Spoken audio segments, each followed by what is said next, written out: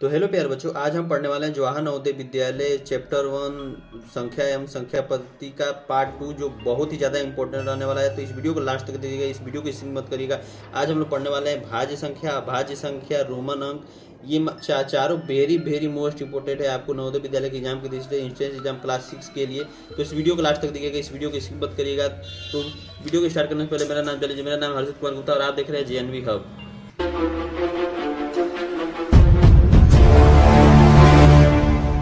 चलिए बच्चों, हम वीडियो को शुरू करते हैं। सबसे पहले हम जानेंगे भाज्य संख्या के बारे में। भाज्य संख्या क्या होती है? भाज्य संख्या वो होती है जो अपने अपने और एक के अलावा किसी अन्य से भाग चली जाए, उसे हम भाज्य संख्या कहते हैं। ये कहाँ से शुरू होती है? 4, 6, 8, 9, ऐसी ही हमारी भाज्य संख्याएं चलती हैं। तो 4 को लेंगे इसमें तो 1 से भी कटेगा, 2 से भी कटेगा और स्वयं से भी कटेगा। मतलब इसका गुणज 3 आ रहा है, तीनों आएंगे, 1, 2 और 4। तो इसे हम भाज्य संख्या कहते हैं। अब चलिए इस पे क्वेश्चन को सॉल्व करते हैं ताकि आपको बेहतर तरीके से समझ में आए। तो पहले क्वेश्चन में क्या दिया है? सबसे छोटी भाज्य संख्या कौन सी है? सबसे छोटी भाज्य संख्या कौन सी है? भाज्य संख्या में सबसे पहले क्या आया है? 4। तो 4 हमारी सबसे छोटी भाज्य संख्या होगी, तो 4 हमारा राइट ऑप्शन होगा। दूसरे क्वेश्चन में क्या दिया है? निम्न में से कौन सी भाज्य नहीं है? मतलब निम्न में से कौन सी भाज्य संख्या नहीं है, ये बताना है हमें। 6, 11, 9, 8। तो हमारा इसमें 6 भी आया है भाज्य संख्या में, 9 भी है, 8 भी है, तो हमारा राइट ऑप्शन होगा बी 11। 11 का गुणज केवल 1 और स्वयं होता है, खुद होता है, तो इसका 2 ही गुणज आया है, जो कि ये गलत ऑप्शन होगा क्योंकि ये अभाज्य संख्या होगी। तीसरे क्वेश्चन में क्या दिया है? एक भाज्य संख्या की विशेषता क्या होती है? केवल 2 भाजक होते हैं, 2 भाजक होते हैं। ये गलत ऑप्शन होगा क्योंकि ये अभाज्य संख्या में जाएगी। और बी कौन सा ऑप्शन दिया है? 3 या अधिक भाजक होते हैं, 3 या अधिक भाजक होते हैं। इसमें 3 भाजक हुए हैं ना, तो इससे अधिक भी हो सकते हैं, तो हमारा बी राइट ऑप्शन होगा। कोई भाजक नहीं होता, ये तो हो ही नहीं सकता। चौथे क्वेश्चन में देखिए क्या दिया है? 16 को किन 2 भाज्य संख्याओं का गुणनफल कहा जा सकता है? 2 गुणे 8, 1 गुणे 16, 5 गुणे 2, 4 गुणे 4। तो दो हमारा क्या है? सम संख्या है। ये सम संख्या होती है। सम संख्या के बारे में मैंने पहले वीडियो में बताया है, आप लोग पढ़ लीजिएगा, देख लीजिएगा उस वीडियो को। ये सब भाज्य संख्या कहाँ से शुरू होती हैं? 4 से। तो 2 इसमें गलत दिया, 2 8 16 होता है, पर 2 सम संख्या है, भाज्य संख्या नहीं है, तो ये हमारा गलत ऑप्शन होगा। 1 × 16, तो 1 भी हमारा 1 भी नहीं आता है भाज्य संख्या में, ये भी गलत होगा। 4 × 4, तो 4 भाज्य संख्या होती है, 4 को 16 आता है, तो डी हमारा राइट ऑप्शन होगा। 9वें क्वेश्चन में क्या दिया है? 9 किस प्रकार की संख्या है? अभाज्य, भाज्य, दोनों, इनमें से कोई नहीं, तो 9 हमारी क्या आएगी? भाज्य संख्या आएगी, भाज्य संख्या आएगी, क्योंकि 9 1 से भी कटेगा, 3 से भी कटेगा, स्वयं से भी कटेगा, तो ये हमारी भाज्य संख्या आएगी। अब बिना देर किए हम बताते हैं अभाज्य संख्या के बारे में। अभाज्य संख्या किसे कहते हैं? इस पे एक क्वेश्चन है।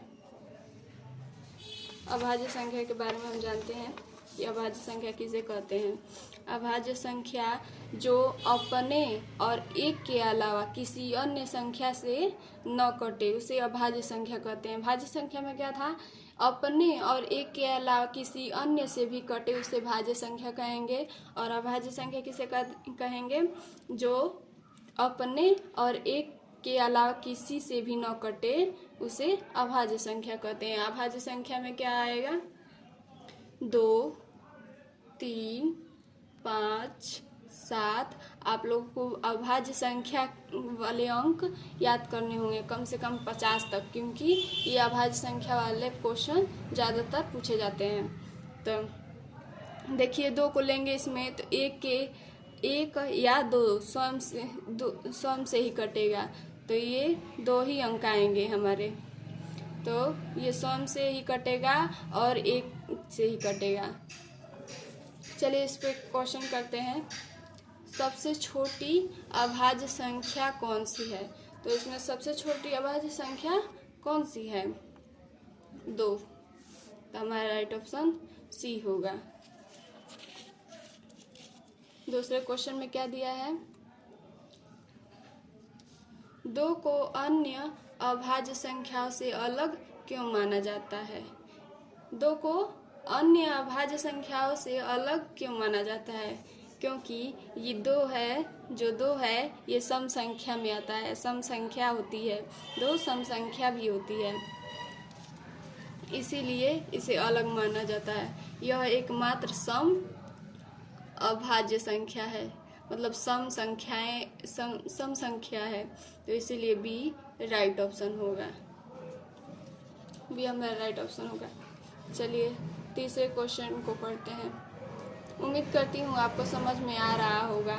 समझना ही बहुत ज़रूरी होता है, क्योंकि किसी भी चीज़ को हम समझ जाएंगे तो उससे जुड़ी जितने भी सवाल आए हम कर सकते हैं। 1 को अभाज्य संख्या क्यों नहीं माना जाता?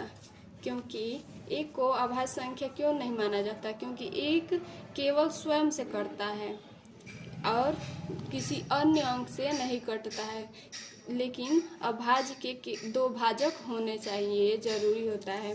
तो इसमें क्या दिया है? क्योंकि 1 सम नहीं है, ये गलत है। क्योंकि इसके केवल 1 ही भाजक होते हैं, ये राइट ऑप्शन है।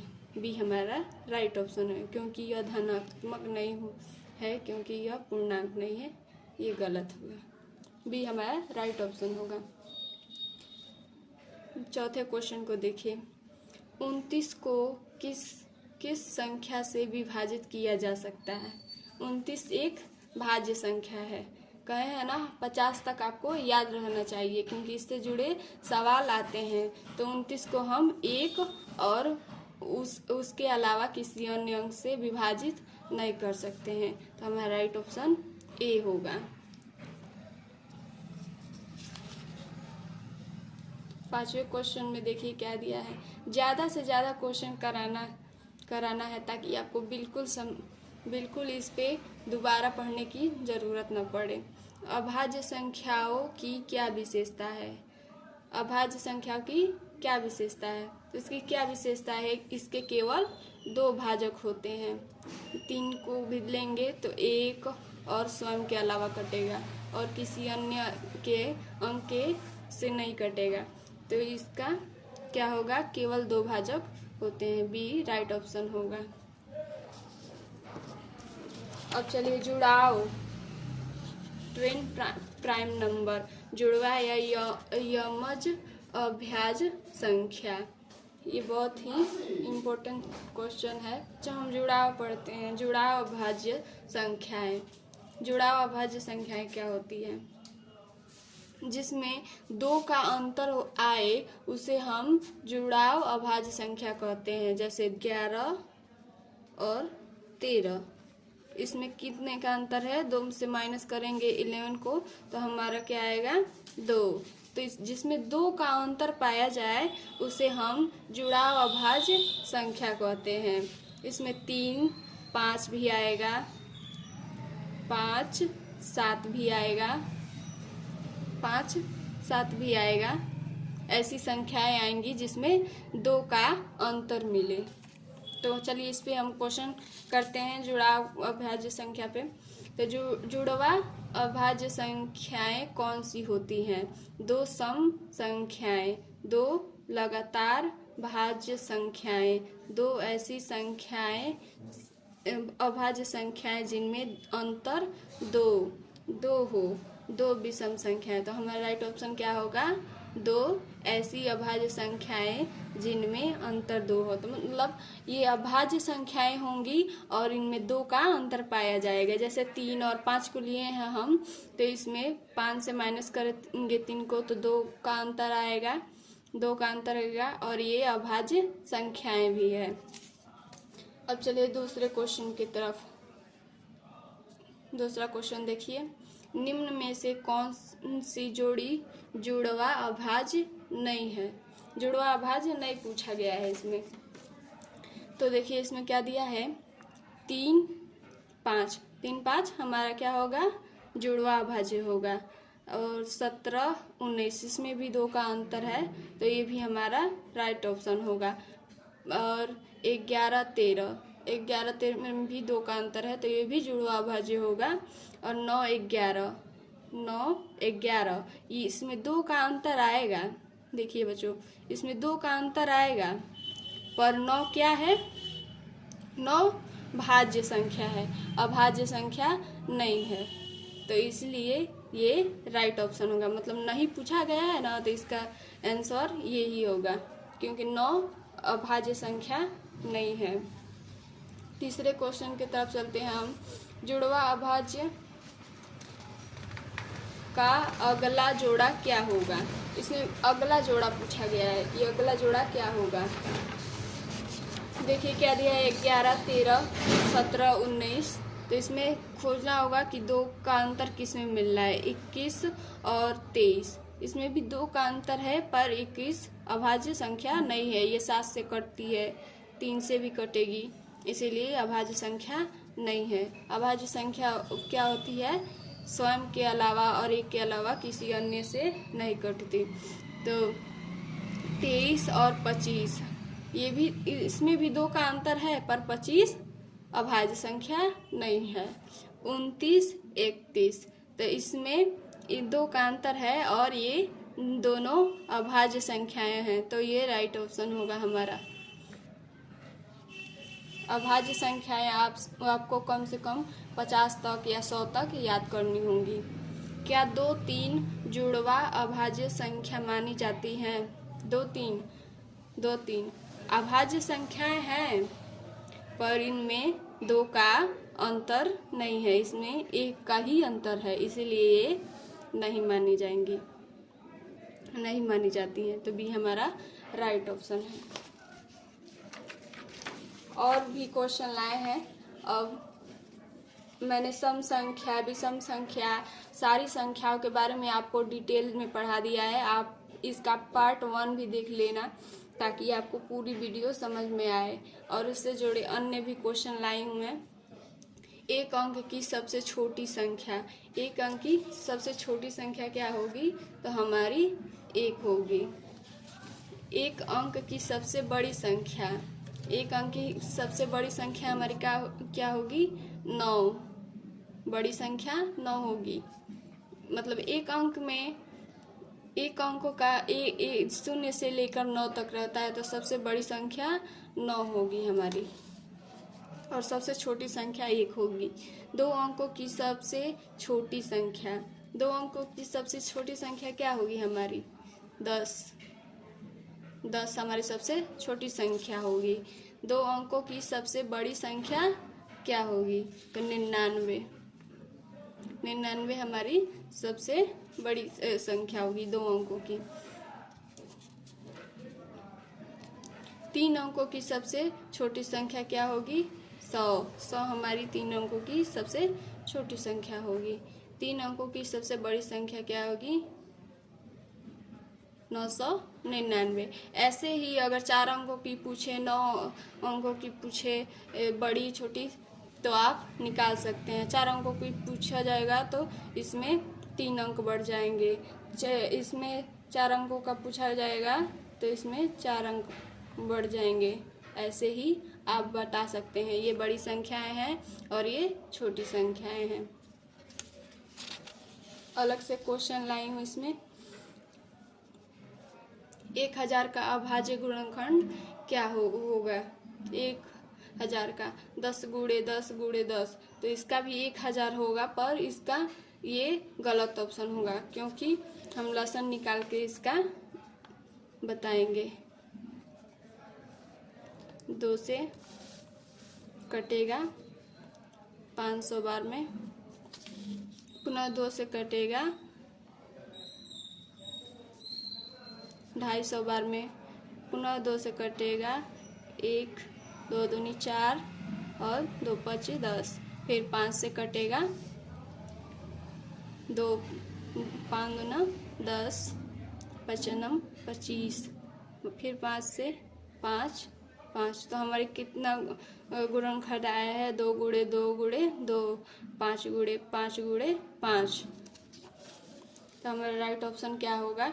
डी हमारा राइट ऑप्शन होगा। अगर इसे आसान तरीके से ट्रिक से निकालना चाहते हैं तो 3 इसमें अंक दिए हैं, तो आप 3 गुणे 3 दो बार लिखेंगे, मतलब 3 बार 2 लिखेंगे। 2 गुणे 2 गुणे 2 गुणे, फिर 5 बार 5 लिखेंगे 3 बार, 5 गुणे 5 गुणे 5। ऐसे क्वेश्चन भी आता है इसका, 2 का क्यू गुणे 5 का क्यू। तो ऐसे आप निकाल सकते हैं इसको ट्रिक से। तो हमारा राइट ऑप्शन डी होगा। अब 8वां देखिए, 8वें क्वेश्चन में क्या दिया है? 1 से 10 के बीच में सबसे छोटी और सबसे बड़ी अभाज्य संख्या क्या होगी? इसमें अभाज्य संख्या पूछा गया है 1 9, जो कि एक अभाज्य संख्या नहीं है। 2 7, 2 भी अभाज्य संख्या है, 7 भी अभाज्य संख्या है, और 2 सबसे छोटी संख्या है, 7 सबसे बड़ी संख्या है। तो हमारा ये राइट ऑप्शन होगा। अब हम पढ़ने वाले हैं रोमन अंक के बारे में। रोमन संख्याएं क्या होती हैं? इसमें आपको 10 तक याद करने होंगे, केवल 10 तक। 1 i = 1। आपको 10 तक अंक अगर याद हो जाएंगे, ये रोमन अंक, रोमन संख्याएं, तो आप कोई भी निकाल सकते हैं इसमें। देखिए, i का मतलब 1 होगा, डबल i का मतलब 2, ट्रिपल i का मतलब 3, और v का 4, v का 5, vi का 6, v। अब इसमें देखिए क्या है, 5 का v दिया है तो v लिखेंगे, और फिर i का हम पढ़े हैं 1, तो 1 जोड़ेंगे इसमें तो 6 आएगा। फिर इसका देखिए 5 का, v का 5, और इसमें डबल i का दिया है 2, तो 5 और 2 जोड़ेंगे तो 7 आएगा। इसका देखिए v,